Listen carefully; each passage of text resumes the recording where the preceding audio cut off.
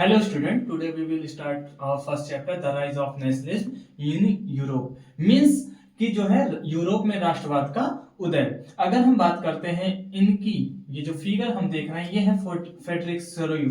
इन्होंने क्या किया, फ्रेडरिक सोरोयू ने एक कह सकते हैं फ्रांस के आर्टिस्ट थे जिन्होंने क्या किया, एक फिगर का निर्माण किया, एक अपने इमेजिनेशन या ड्रीम से एक पिक्चर का निर्माण किया या बनाया जिसको कहा गया द पैक्ट बिटवीन नेशंस। इन्होंने 1848 में इमेजिन कर एक ऐसे राष्ट्र के बारे में सोचा जहां पर यूटोपियन साम्राज्य मींस आइडियलिस्टिक या कह सकते हो आइडियलिज्म हो।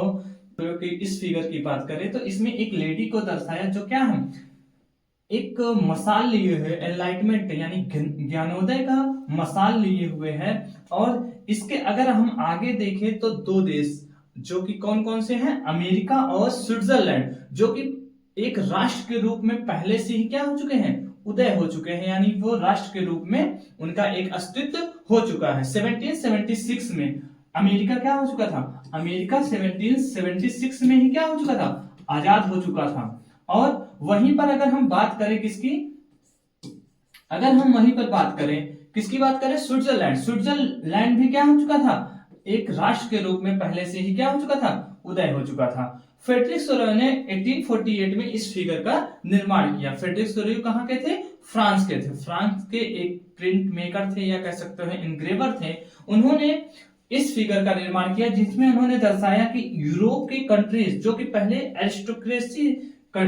एरिस्टोक्रेट्स राज कर रहे थे, वहां पर एरिस्टोक्रेसी थी वहां पर, या मोनार्की सिस्टम थी, छोटे छोटे क्षेत्र जो है किसी ना किसी निरंकुश राजा द्वारा राज किए जा रहे थे। उन्होंने अपनी कल्पना से एक ऐसे यूटोपियन साम्राज्य किया जहां पर लोग आइडियलिस्टिक हों, लोग डेमोक्रेटिक हों, वहां पर लिबर्टी हो, लोगों को स्वतंत्रता हो, ऐसे राष्ट्र के बारे में उन्होंने अपने इमेजिनेशन में सोचा। और इस फिगर के माध्यम से जब उन्होंने 1848 में इस फिगर को बनाया तो उन्होंने ये चाहा कि जो देश हैं हमारे, जो अलग अलग एरिस्टोक्रेसी द्वारा राज कर किए जा रहे क्षेत्र हैं, वो क्या हो, एक नेशन के रूप में उभर कर आए।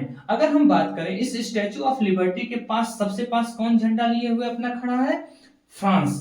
फ्रांस बिल्कुल लिबर्टी के पास, क्योंकि वहां पर उस समय क्या चल रही होती है, क्रांति चल रही होती है, रिवॉल्यूशन चल रही होती है। उसके बाद उसके नेक्स्ट टू कौन है, जर्मनी। जर्मनी भी लगभग स्टैचू ऑफ लिबर्टी के पास है, यानी एक राष्ट्र के रूप में उभर कर आने वाली 19th सेंचुरी में, नियर अबाउट 19th सेंचुरी में यूरोप में राष्ट्र के रूप में, नेशन के रूप में देश उभर कर आने लगे थे, जो कि पहले क्या थी, एरिस्टोक्रेटिक थी।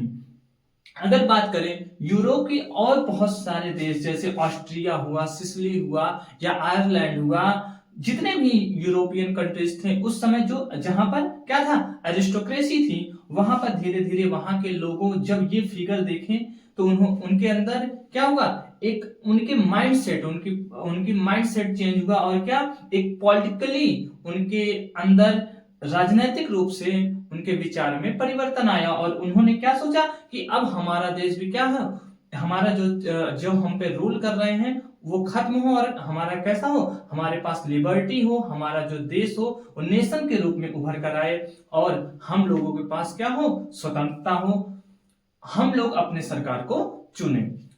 साथ ही साथ यूरोप के और जो देश हैं यूरोप के, जैसे ऑस्ट्रिया हुआ, आयरलैंड हुआ, पोलैंड हुआ, ये सिसिली हुआ, ये सारे देश भी क्या हैं, उस क्यू में, जो एक ट्रेन की तरह हम क्यू देख रहे हैं जो स्टैचू ऑफ लिबर्टी के नजदीक आ रहे हैं धीरे धीरे, एक राष्ट्र के रूप में अभी नहीं है, ये कैसे है, एक कह सकते हो कि ये एरिस्टोक्रेसी या मोनार्की सिस्टम थी, यानी राजा का बेटा क्या कर रहा था, राजा जो वंशानुगत चला आ रहा था कि वंश उनके नेक्स्ट जनरेशन वहां पर क्या कर रही थी, राज कर रही थी, वो क्या है, अब किसकी तरफ वो बढ़ रहे थे, एक राष्ट्र के रूप में उदय हो रहे थे और किसकी तरफ बढ़ रहे थे, लिबर्टी की तरफ, जहां पर डेमोक्रेसी हो, ऐसे राष्ट्र के रूप में वो उभर कर आ रहे थे।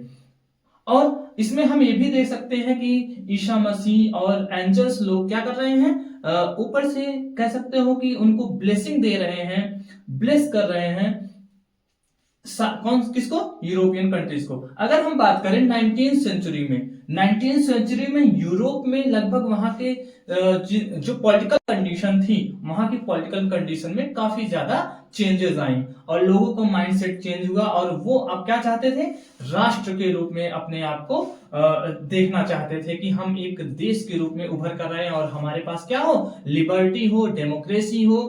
ठीक है, क्यों? इससे पहले वहां पर एरिस्टोक्रेसी थी। एरिस्टोक्रेसी में कह सकते हो कि वहां पर जो रूल कर रहे थे, राजा के बेटे राजा राज कर रहे थे, वो क्या थे, वो उनपे क्या कर रहे थे, उनपे कोई अंकुश नहीं था, वो जो चाहते थे वही करते थे। साथ ही साथ अगर हम इस फिगर में देख सकते हैं कि जो भी एरिस्टोक्रेसी को दर्शाने वाली चीजें थी वो क्या है, वो यहाँ पर बिखरी पड़ी हुई हैं, वो क्या है, स्कैटर्ड है यहाँ पर। और सारे लोग किसकी तरफ, फ्रेटर्निटी या लिबर्टी की तरफ, एक ऐसे राष्ट्र के रूप में उदय होने की कोशिश कर रहे थे, डेमोक्रेटिक हो, जहां पर डेमोक्रेसी हो, फ्रेटर्निटी हो, लिबर्टी हो, उसकी तरफ बढ़ रहे थे। बाकी ये इंपॉर्टेंट फिगर है, ये अगर हम बात करें एग्जाम पॉइंट ऑफ व्यू से, तो ये इमेज मतलब आपको क्वेश्चन पेपर में देकर ये पूछता है कि ये इस फिगर को किस नाम से जानते हैं, तो किस नाम से जानते हैं, the pact between nation. Next topic हम लोग नेक्स्ट वीडियो में पढ़ेंगे। ठीक।